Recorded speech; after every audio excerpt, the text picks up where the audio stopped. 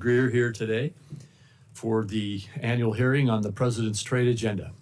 They don't have another option. How do you plan to handle that? Senator, the President has been clear with me and with others that he does not intend to have exclusions and exemptions, especially given the nature of the action. If you have Swiss cheese in the action, it can undermine the overall point, which is to get rid of the deficit, achieve reciprocity. Completely agree with Senator Cantwell. I mean, I just don't get it. Other countries did not. Other countries signaled that they'd like to find a path forward on reciprocity. China has not said that, and we will see where that goes. I think we need to work with our closest friends to make sure that we have trading arrangements that work. And if the Chinese are open, we'll see what. But they haven't signaled that at all. So I don't think that's I don't think that's in the very near term with China.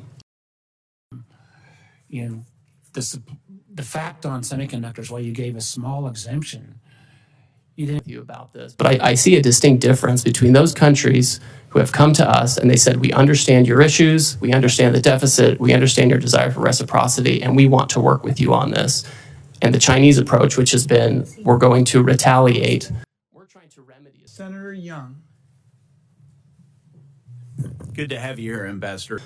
So as you know, yesterday, the President directed Secretary Bess and myself to interact with the Japanese. We've already been having several conversations with them over past weeks. So this is not a new development, but we are taking it to a new level. And let me just begin by commending you. Obviously, we want to have more market access in Japan. For us, we feel like we could have more and better agricultural market access. Not as long as they have to, but is there a timeline you're dealing with? So the President has indicated that he's willing to negotiate with parties that want to pursue reciprocal trade with the United States.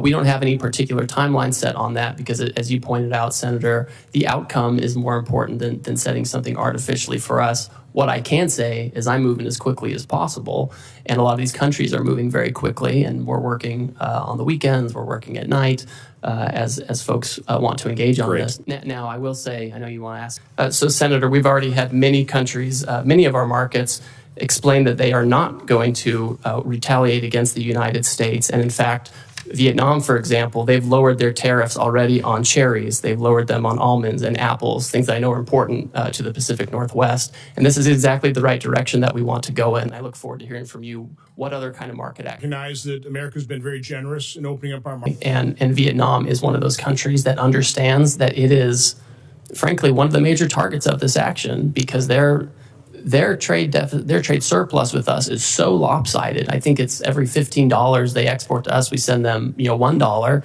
and they remain closed to our exports where we can be competitive, agriculture, et cetera. But they've come to the table with an offer, right? We didn't go out and say, please come talk to us. They beat down our door and they want to talk about it.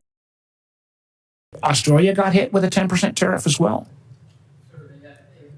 Senator, Australia has the lowest rate available under the new program. They ban imports of American beef. Ambassador, excuse me.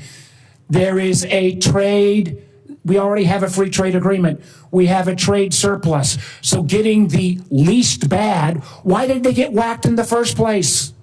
We're addressing the $1.2 trillion deficit, the largest in human history that President Biden left us with. We should be running up the score in Australia. Ambassador Greer, answer the question on Australia. We have a trade surplus with Australia. We have a free trade agreement. Why? They are a incredibly important national security partner. Why were they whacked with a tariff? Senator, despite the agreement, they ban our beef, they ban our pork, they're getting ready to impose measures on our digital companies. With your Greek letter formula, the fact that we have a trade surplus. We have a global tariff on everyone. We're trying to address the $1.2 trillion deficit that Biden left us with. I think that answer, sir, you're a much smarter person than that answer. Hearing a fair amount of agreement